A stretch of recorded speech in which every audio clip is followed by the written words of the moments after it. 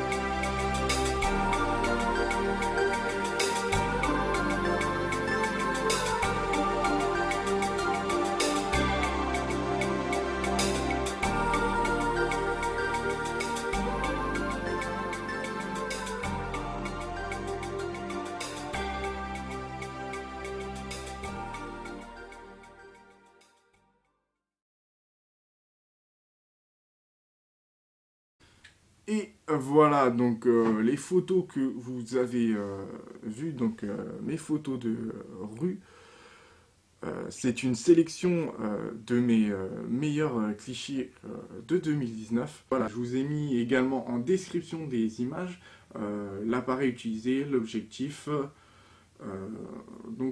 Voilà, ça vous permet d'avoir vraiment des infos sur à peu près quel matériel j'utilise au quotidien. Donc il faut savoir que ouais, j'ai eu un petit coup de cœur pour Fuji il y a ça 1 an, voilà. Donc l'appareil, il est ici. Attendez, je contrôle avec le téléphone le focus. Donc voilà, c'est le X Pro 1. Donc il date de 2012, donc il n'est pas tout jeune. Moi j'adore personnellement. J'utilise essentiellement pour les photos de portrait et les photos de rue. Donc voilà, accompagné d'un 35 mm. Alors ce que j'adore particulièrement chez Fuji, c'est ces ouvertures de diaphragme qui sont placées ici, plus la molette de vitesse d'obturation. Donc même lorsque l'appareil est éteint, donc, vous pré-réglez vos réglages et l'appareil les prend en compte à l'allumage. Donc c'est quelque chose que j'adore, notamment le viseur OLED, donc, qui permet justement d'avoir une visée de côté, hein, donc de moitié. C'est-à-dire, justement, dans le viseur OLED, lorsque vous modifiez cette vitesse d'obturation et,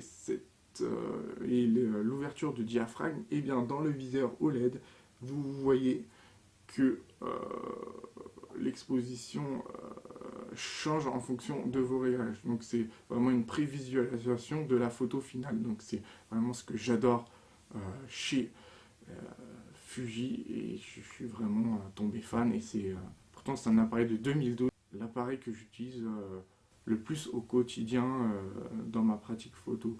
Donc voilà. Et sur ce, j'en viens du coup à l'importance voilà, du feeling avec votre appareil photo. Et bien justement, c'est ce que je viens de décrire, par exemple, avec mon Fuji X Pro 1. Donc je ne vais pas rentrer dans le débat des capteurs micro 4 tiers, APS-C ou plein format, parce que personnellement, moi, je trouve que c'est un débat qui est stérile. D'ailleurs, je vais d'abord vous lister ce qui est important lors de votre choix d'appareil photo. Donc de 1, ça va être le feeling avec l'appareil. Donc c'est super important, c'est que avant de l'acheter, c'est que vous ayez la possibilité de l'avoir en main. Et par exemple, je sais que dans certains magasins comme la Fnac ou autres, par exemple à Bastille à Paris, et vous avez le droit de demander par exemple des modèles des modèles en vitrine, de pouvoir simplement les avoir en main. Donc ça c'est super important. Il faut que voilà, et vous soyez tout de suite à l'aise avec votre futur appareil photo. Moi, il faut savoir que j'ai pas des grandes mains, donc je peux pas me permettre de prendre des gros appareils en termes de taille. Donc voilà. Le deuxièmement, ce qui va être important, ça va être les performances de l'appareil. Enfin, vous vous renseignez sur internet, il y a plein de tests. Mais en gros, connaître les points forts de l'appareil, mais également ses faiblesses. Voilà. En troisièmement, pour certains, ça va être, ils vont placer en premier, mais ça va être le prix de l'appareil. Donc ça, il faut le prendre en compte. Moi, personnellement, ça ne rentre pas dans mes critères de premier choix, le prix. Donc voilà. En quatrièmement, et souvent on n'y pense pas forcément, ça va être de choisir votre appareil photo en fonction de votre niveau actuel en photographie. Donc moi quand j'ai débuté, il faut savoir que j'ai été avec un Nikon D3200. Donc pour débuter c'est génial, hein. Et puis au fur et à mesure de la pratique, à force de sortir, j'ai vu les limites de l'appareil, donc j'ai passé le cap et je suis passé sur un autre appareil photo. Et c'est à partir du moment où j'ai vraiment maîtriser à fond l'appareil et que je voyais que en restant sur ce matos-là, je pouvais pas aller plus loin. Donc là, ce qui est important dans le choix de votre futur appareil photo, c'est vraiment de choisir l'appareil en fonction de votre niveau actuel en photographie.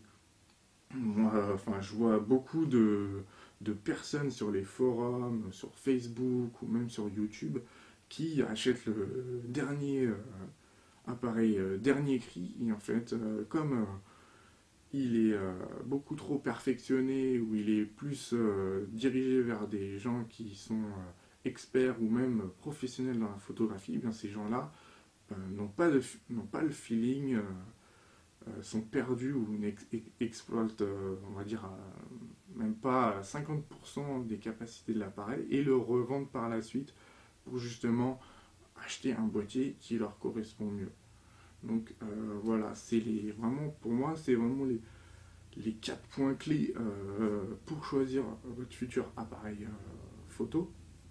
Il faut savoir que lorsque vous, vous avez vraiment le feeling avec votre appareil photo, vous l'achetez, vous êtes certain, euh, là vous allez être sûr de sortir avec votre appareil photo même. Il faut savoir que si vous voulez progresser en photographie, eh bien c'est très important d'avoir justement cette part de feeling avec votre matériel, puisque si vous voulez progresser, eh bien malheureusement en photographie, c'est un peu comme les sportifs, eh bien il faut s'entraîner, il faut pratiquer, il faut prendre des photos à peu près tous les jours. Alors bien sûr, vous n'êtes pas forcé de prendre des photos tous les jours, hein. Moi, je n'en prends pas tous les jours personnellement.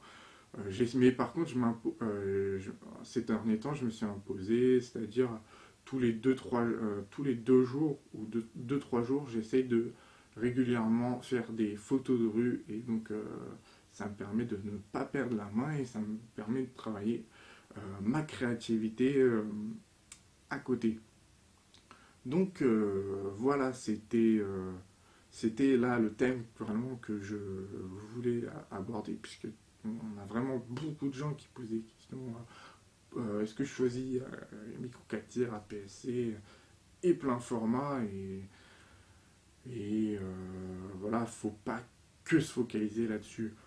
Vous pouvez très bien aussi également vous diriger, si ça vous intéresse, vers un appareil photo argentique et découvrir les bases de la photographie par l'argentique. Moi, c'est ce que j'ai fait. Enfin, j'étais très curieux et je voulais vraiment allez, fais le focus sur mon visage, s'il te plaît. Voilà, et je voulais vraiment découvrir et approfondir. Donc, je me suis acheté un Yashica Electro 35 GSM qui est juste ici. Donc, il ressemble un peu, il ressemble du coup un peu dans l'idée au X Pro 1. Donc je voulais pas vraiment être trop perdu avec l'argentique. Donc j'ai pris un appareil photo télémétrique. Donc dans le viseur ici, je, je, j'ai 2 losanges qui se superposent et lorsqu'ils sont alignés, ça m'indique que ma photo sera nette.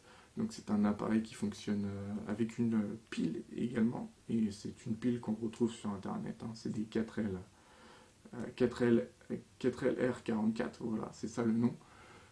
Et également dans le viseur, j'ai 2 flèches qui m'indiquent lorsque je suis sous-exposé ou surexposé. Donc j'ai vraiment un très bon feeling avec cet appareil et j'ai eu un gros coup de cœur. Et je pense que je suis pas prêt d'arrêter les photos argentiques de si peu. Je compte bien en faire pas mal et j'espère vous montrer du coup le rendu des photos via mon compte Instagram Robin Expo One Picture.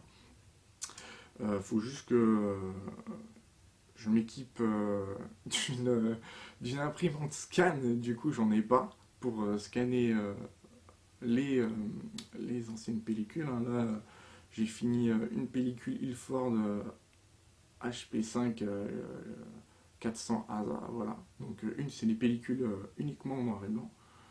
Et voilà, j'ai hâte de vous montrer le rendu des photos argentiques.